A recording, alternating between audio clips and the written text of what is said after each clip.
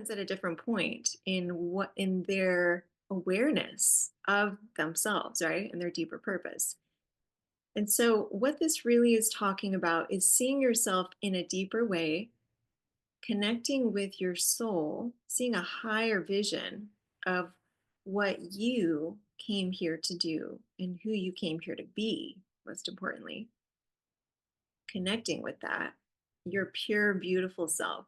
That's really how I envision it. Like as a child, the thing that people see in you that really love you, that the beautiful soul inside you, that's what we want to connect with.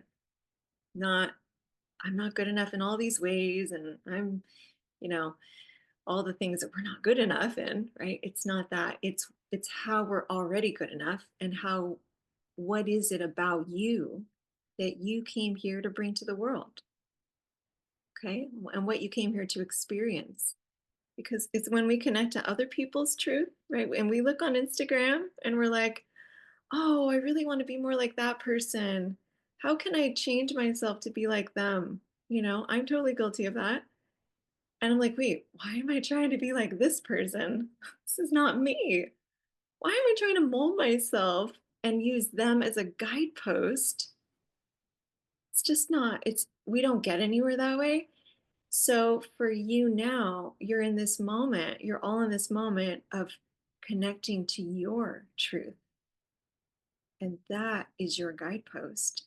That is what will lead to health, happiness, inner peace. It's not following other people and what people have told you who you're supposed to be or what you're supposed to do. The other people's answers for you. It's your own inner. That's what we're doing. We're connecting to that inner sense of self that is elusive for a lot of people. They just haven't learned how to do that. Um, when I began on my own journey of tuning into my true self, that's exactly what I went to first. It was, what did I used to love as a child? What brought me joy? Because, and what do I do now?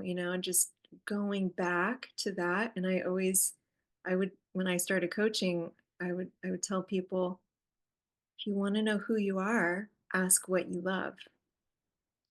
So whenever I see a man open, that openness is the key to learning and growing. We have to be open first. And that takes a level of like humility and vulnerability. And in that, strength. That's true strength. That's what women who are on this path are really looking for. It's not the money. It's not the actual money.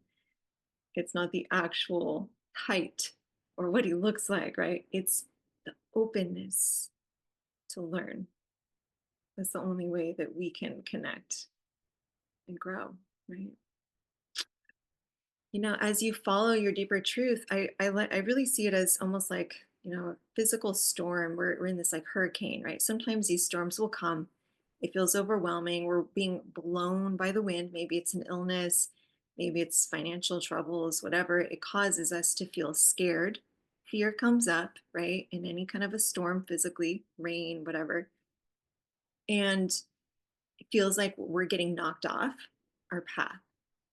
And a lot of times we cling to things, like maybe you're being swept away in a flood and you cling onto a tree branch, right? Like, oh, I gotta hold on to this.